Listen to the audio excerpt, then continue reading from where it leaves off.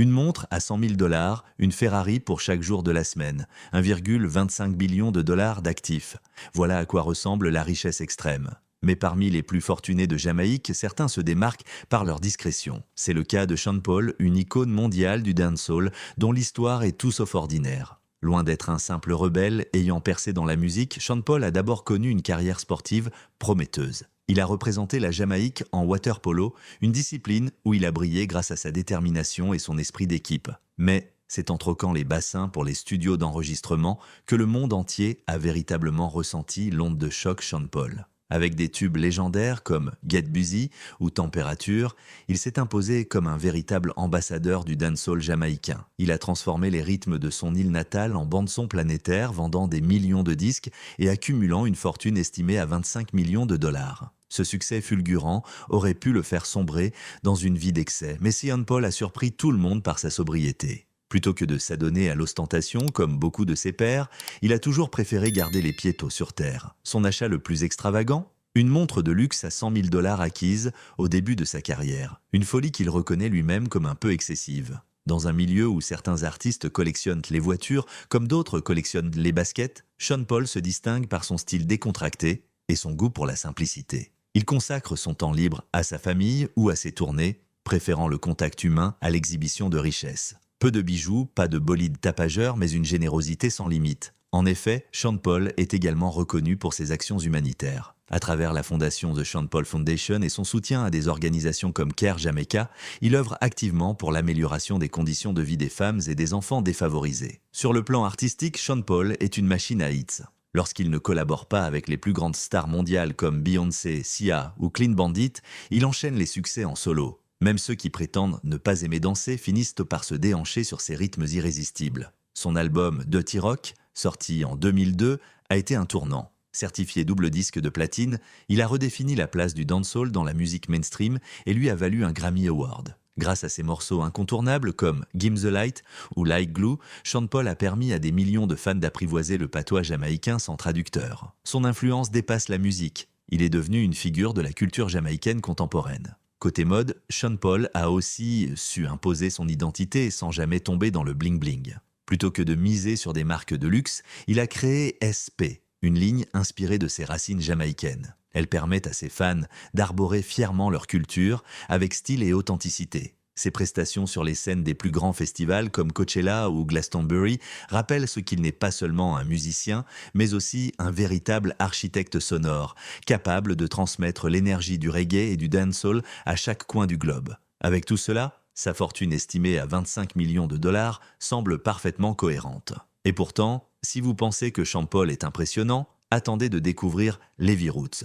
L'homme qui a non seulement exporté la musique jamaïcaine venait au monde, mais aussi par les saveurs uniques de la Jamaïque. Levy Roots, de la sauce piquante à l'empire caribéen, le parcours de Levy Roots de son vrai nom, Keith Valentine Graham, est aussi captivant et chaleureux que les rythmes reggae qui l'ont accompagné tout au long de sa vie. Né en 1958 en Jamaïque, il a déménagé au Royaume-Uni à l'adolescence, emportant dans ses bagages les saveurs, les sons et l'esprit de son île natale. Durant de nombreuses années, Levy a jonglé entre sa passion pour la musique et ses ambitions entrepreneuriales. Artiste reggae, engagé, il n'a jamais renié ses origines caribéennes. Mais c'est en 2007 que tout a basculé. Ce jour-là, il entre dans l'émission Dragon's Den de la BBC avec une guitare en bandoulière, une cravate à pois et une bouteille de sauce jerk maison. Plutôt que de réciter un discours classique, Levy chante littéralement sa présentation devant les investisseurs. Ce pari audacieux paie, Peter Jones et Richard Farley sont conquis. Ils investissent 50 000 livres sterling, environ 100 000 dollars à l'époque, en échange de 40% des parts de son entreprise. De la recette familiale à un succès national. Le secret de Levy ? Une recette transmise par sa grand-mère, née dans les collines jamaïcaines. Une sauce jerk épicée, authentique, qui séduit rapidement les consommateurs britanniques. À ses débuts, la reggae sauce se vend même mieux que des classiques comme le ketchup Heinz dans certains supermarchés. Contre toute attente, ce petit flacon devient l'un des condiments les plus populaires du pays. Mais Levy ne s'arrête pas là. Il bâtit un véritable empire alimentaire caribéen, élargissant sa gamme de produits à des sauces BBQ, mélange d'épices, kits de cuisine, et même des chips en édition limitée en collaboration avec Walker, permettant ainsi aux amateurs de snacks britanniques de goûter à la Jamaïque en une bouchée. Un entrepreneur engagé et une personnalité publique inspirante, Levi Roots n'est pas seulement un cuisinier ou un businessman. Il est devenu un visage familier du petit écran, publiant plusieurs livres de recettes comme Levi Roots Reggae Cookbook et ouvrant son propre restaurant à Londres, le Caribbean Smokehouse. Sa présence charismatique l'a mené à participer à des émissions telles que Celebrity MasterChef et son passage emblématique dans Dragon's Den a inspiré d'autres candidats à venir chanter leur présentation, même si peu ont égalé son aisance naturelle, la générosité au cœur de sa réussite. Malgré sa fortune estimée à environ 45 millions de dollars, Levi est resté fidèle à ses principes. Il soutient activement des œuvres caritatives comme Children in Need et Comic Relief et consacre du temps à mentorer de jeunes entrepreneurs issus de milieux modestes. Pour lui, le succès ne vaut que s'il est partagé. Rita Marley, la veuve d'un roi, la voix d'un empire. Si Levi Roots a fait danser les papys du Royaume-Uni, Rita Marley a fait chanter le cœur du monde. Plus qu'une simple chanteuse, elle est l'héritière spirituelle et culturelle de Bob Marley, son mari, et figure emblématique du reggae.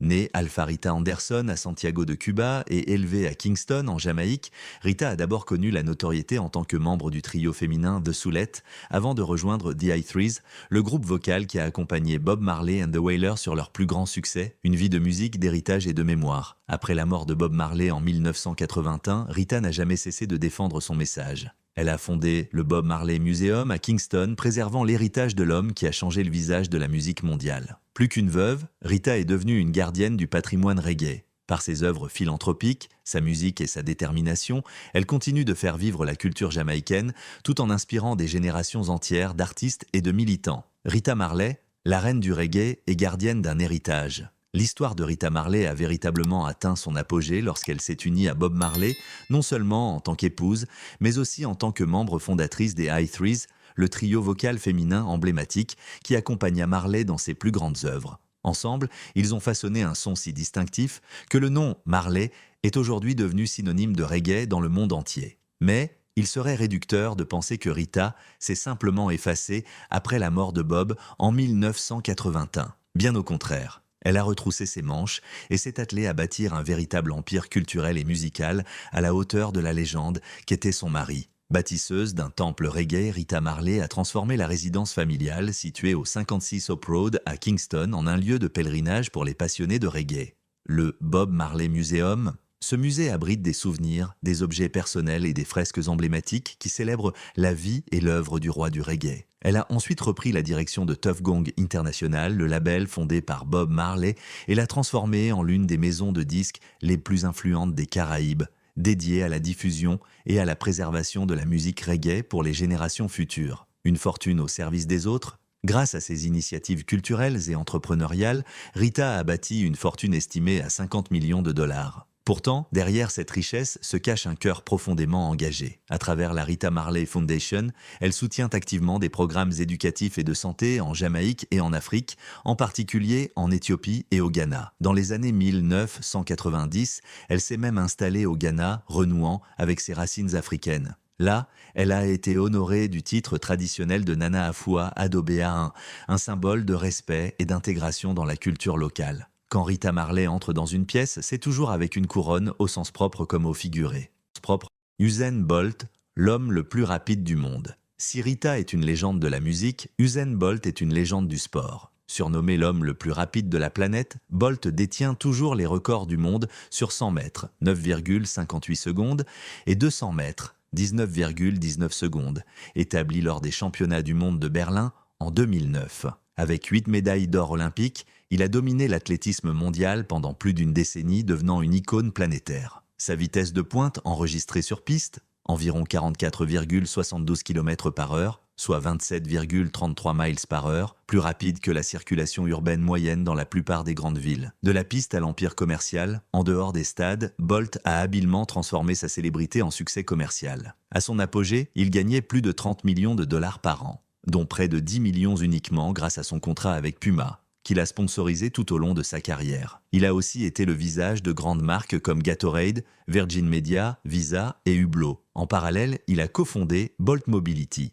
une entreprise de trottinettes et de véhicules électriques visant à révolutionner le transport urbain. L'entreprise a levé plus de 30 millions de dollars et déployé ses services dans des villes majeures comme Miami, Paris et Washington DC. Un héritage au-delà du sprint. Aujourd'hui retraité du sport de haut niveau, Usain Bolt continue d'investir dans l'industrie musicale jamaïcaine via son label A-Team Lifestyle, tout en gardant une présence médiatique forte. Son nom est devenu un synonyme de réussite, d'excellence et de fierté nationale, incarnant l'image d'une Jamaïque ambitieuse et rayonnante sur la scène internationale. Usain Bolt, entre passion, investissement et héritage. Le palmarès d'Usain Bolt ne se limite pas à la piste d'athlétisme. En dehors du stade, il s'est construit un portefeuille d'activités diversifiées, mêlant entrepreneuriat, lifestyle et philanthropie. Parmi ses projets les plus remarqués figure une chaîne de restaurants jamaïcains baptisée Tracks and Records, devenue une destination prisée pour les amateurs de cuisine caribéenne authentique, le tout agrémenté de souvenirs à l'effigie de l'homme le plus rapide du monde. Mais Bolt, passionné de vitesse, nourrit aussi un amour assumé pour les bolides. Sa collection de voitures ferait pâlir d'envie n'importe quel amateur, plusieurs Ferrari, des BMW M3, des Nissan GT-R et même un Jeep Wrangler customisé. Sa flotte personnelle serait presque digne d'alimenter un grand prix privé. Un mode de vie ancré en Jamaïque. Son style de vie et ses biens reflètent son attachement profond à la Jamaïque. Il possède notamment une villa estimée à 2,65 millions de dollars à Kingston, à proximité du stade où il s'entraînait dans sa jeunesse. Malgré la célébrité, Bolt est resté fidèle à ses racines. Il investit régulièrement dans les programmes sportifs pour la jeunesse jamaïcaine, notamment à travers la Usain Bolt Foundation. Cette fondation offre des ressources, des infrastructures et des opportunités d'entraînement aux jeunes athlètes, en particulier ceux qui rêvent de suivre ses traces dans le sprint. Son engagement philanthropique vient consolider une carrière sportive déjà légendaire, mais ce n'est rien comparé à l'influence culturelle du prochain nom de notre liste. Chris Blackwell, l'architecte du reggae mondial.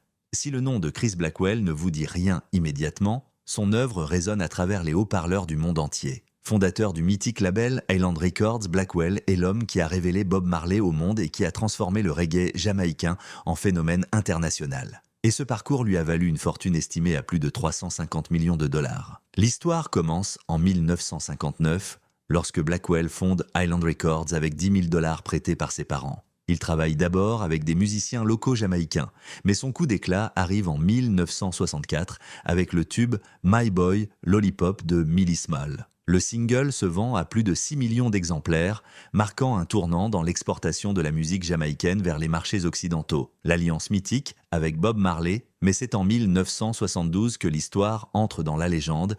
Chris Blackwell signe Bob Marley and the Wailers et produit l'album révolutionnaire Catch a Fire. Pour la première fois, un album de reggae est marketé comme un produit grand public. La pochette en forme de briquet Zippo est une idée de génie qui lie visuel percutant et contenu musical engagé. Blackwell accorde à Marley une liberté artistique totale, un pari rare pour l'époque. Ce respect mutuel propulse Island Records parmi les labels les plus influents des années 70 et 90 et Marley devient une icône mondiale de la musique et de la résistance culturelle. De la musique au Palace, Blackwell ne s'est pas arrêté à la musique. Il développe aussi un goût pour l'immobilier de luxe et achète la fameuse propriété GoldenEye, ancienne résidence d'Ian Fleming, créateur de James Bond. Il transforme le domaine en resort haut de gamme, devenu l'un des plus prestigieux de la Jamaïque. GoldenEye a accueilli des rockstars, des chefs d'État et des membres de familles royales, devenant le lieu de convergence entre luxe, musique et aventure. Une vision artistique inégalée. Blackwell ne se limite pas à Marley, il contribue aussi au succès de Cat Stevens, Grace Jones, Steve Winwood ou encore U2 à leur début. Son flair pour repérer les talents capables de changer la culture musicale est salué comme visionnaire. En 1989, il vend Island Records à Polygram pour une somme colossale, mais continue de travailler dans l'industrie en tant que producteur indépendant, toujours passionné par l'art et les artistes. Chris Blackwell, le luxe au service de la culture jamaïcaine. La passion de Chris Blackwell pour la Jamaïque ne s'exprime pas uniquement à travers la musique. Elle rayonne également à travers sa marque d'hôtels de luxe, Island Outpost, qui regroupe plusieurs établissements emblématiques tels que GoldenEye, Strawberry Hill et The Cave. Ces lieux ne sont pas de simples complexes hôteliers. Ils incarnent une immersion authentique dans la culture jamaïcaine, alliant musique, art et gastronomie locale. Ces résidences ont accueilli des légendes du rock, des artistes et même des événements caritatifs traduisant la vision de Blackwell. Un mélange harmonieux entre raffinement et héritage caribéen. Paula Kerr Jarrett, l'architecte du futur de la Jamaïque. Mais si l'alliance entre musique et hôtellerie de luxe, incarnée par Blackwell, impressionne, une autre figure jamaïcaine mérite également le détour. Paula Kerr Jarrett. Grande héritière, entrepreneuse visionnaire et philanthrope engagée, Paula est à la tête de projets immobiliers et sociaux d'une valeur de plusieurs milliards de dollars. Elle s'est donnée pour mission de transformer Montego Bay en un centre névralgique du tourisme et de l'innovation, que certains surnomment déjà la Silicon Valley des Caraïbes. Avec des projets ambitieux comme un parc technologique d'envergure internationale, une université et plusieurs complexes résidentiels modernes, elle façonne une nouvelle identité économique pour la Jamaïque, tout en préservant l'âme locale.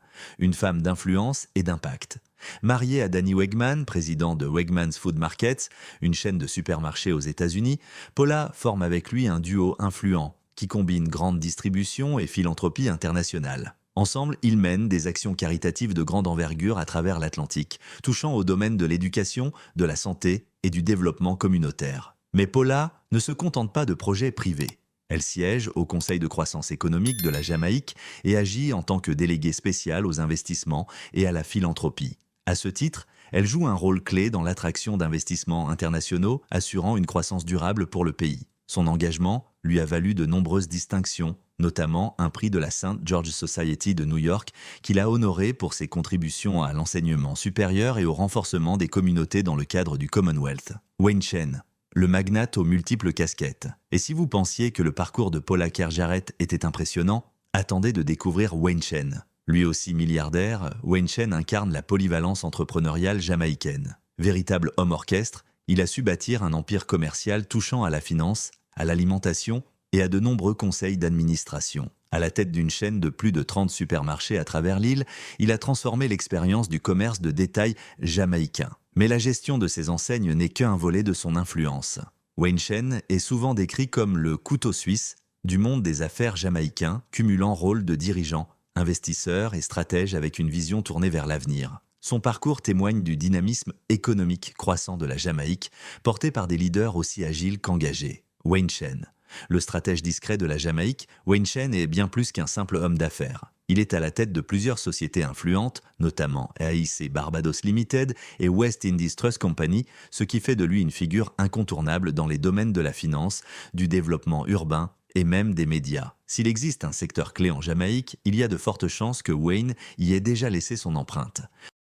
Fait intéressant, il est le frère cadet de Michael Lichin, l'un des milliardaires les plus connus du pays. Mais attention, Wayne n'a jamais marché dans l'ombre de son frère. Il a su tracer son propre chemin, bâtissant un empire personnel évalué à plusieurs milliards de dollars, tout en restant à l'écart des projecteurs. Pas de yacht privé ni de voiture de luxe tapageuse. Wayne Chen cultive la discrétion. Il est connu pour son engagement profond envers la communauté. En tant que président de la Galerie nationale de Jamaïque, il contribue activement à la préservation et à la promotion de l'art et de la culture jamaïcain. Lorsqu'il ne supervise pas ses chaînes de supermarchés ou ne gère pas ses investissements, Wayne se consacre aux droits des travailleurs et à l'amélioration du bien-être de la main-d'œuvre. À la tête de la Caribbean Employers Confederation, il joue un rôle majeur dans la structuration du marché du travail dans la région, à l'image d'un super-héros de l'économie sociale. Que ce soit dans les allées des supermarchés ou dans les salles de réunion, Wayne veille à ce que l'économie jamaïcaine reste résiliente et inclusive. Dr Blossom O'Malley Nelson, une pionnière à toute vitesse. Si l'empire de Wayne Chen impressionne, la trajectoire de Dr Blossom O'Malley Nelson est tout aussi fascinante. Première femme à occuper le poste de Postmaster General, directrice générale des postes en Jamaïque, elle est aujourd'hui reconnue comme une figure emblématique de la logistique et de la philanthropie dans les Caraïbes. Surnommée la reine de la logistique, elle a littéralement révolutionné le système postal jamaïcain avant de se lancer dans le secteur privé où elle a fondé le groupe AR, un conglomérat qui opère dans le transport, la logistique et la microfinance. Mais ce qui la distingue véritablement, c'est sa compassion envers les animaux. Il n'est pas rare de la voir s'arrêter en bord de route pour secourir un animal blessé, qu'elle confie ensuite à la Jamaica Society for the Prevention of Cruelty to Animals, JSPCA. Cette alliance unique entre esprit d'entreprise et cœur généreux fait d'elle une icône nationale. Blossom O'Malley Nelson n'a pas bâti sa fortune sur un coup de chance. Après avoir modernisé les services postaux, elle a créé un écosystème logistique complet, tout en jouant un rôle clé dans le développement des PME locales. En tant que présidente de la Jamaica Association for Microfinancing, elle a aidé de nombreux petits entrepreneurs à accéder aux financements nécessaires à leur croissance, insistant sur le fait que les petites entreprises sont le socle de l'économie jamaïcaine. Parallèlement, elle a œuvré pour l'éducation. Ancienne vice-chancelière et présidente du conseil d'administration de l'Université de technologie de la Jamaïque, UTEC, elle milite depuis des années pour une éducation abordable et de qualité pour la jeunesse jamaïcaine. Les contributions de Blossom lui ont valu de nombreuses distinctions nationales, dont l'Ordre de l'Excellence, commandé classe, l'une des plus hautes décorations jamaïcaines. Elle incarne à elle seule le mélange rare de compétences, d'intégrité et de service public et reste une mentor précieuse pour les jeunes entrepreneurs du pays. Blossom Omiali Nelson, l'influenceuse verte de la Jamaïque, Blossom Omiali Nelson ne limite pas son engagement au secteur de la logistique ou à la philanthropie animale. Son influence s'étend également aux initiatives environnementales et communautaires où elle met à profit son expertise pour promouvoir des pratiques durables. Ce mélange rare entre sens des affaires et conscience écologique renforce son héritage de milliardaire, un héritage construit sur des valeurs autant que sur des chiffres. Michael Lichin, de vendeur de fonds à magnate mondial. Si Blossom incarne l'héritage, Michael Lichin en était la mondialisation. Reconnu pour sa finesse d'investisseur, il a bâti sa fortune en transformant des opportunités risquées en entreprises florissantes à l'échelle mondiale. Son parcours est une véritable leçon d'audace financière. Né à Port Antonio, en Jamaïque, Lichin n'est pas issu d'un milieu aisé. Enfant d'immigrés chinois et afro-jamaïcains, il a appris très tôt la valeur du travail. Installé au Canada pour étudier le génie civil, il affronte rapidement le choc du marché du travail, acceptant tous les emplois possibles, y compris celui de vendeur de fonds communs de placement. C'est dans ce contexte modeste que naît son moment Eureka. En empruntant 500 000 $ pour acheter des actions de Mackenzie Financial, il réalise un pari osé. Le succès de cet investissement l'amène à acquérir Advantage Investment Counsel, une petite société de gestion de fonds, dont il fera exploser les actifs de 800 000 $ à plus de 10 milliards de dollars d'ici 2002. Une véritable transformation d'appoint en empire. En 2002, il rachète la National Commercial Bank, NCB, de Jamaïque pour 127 millions de dollars américains, à une époque où la banque était considérée comme une institution moribonde. Ce que personne ne voulait, Lichin le transforme en joyau bancaire régional. Aujourd'hui, NCB, c'est la plus grande banque du pays et une pièce maîtresse de son conglomérat Portland Holdings.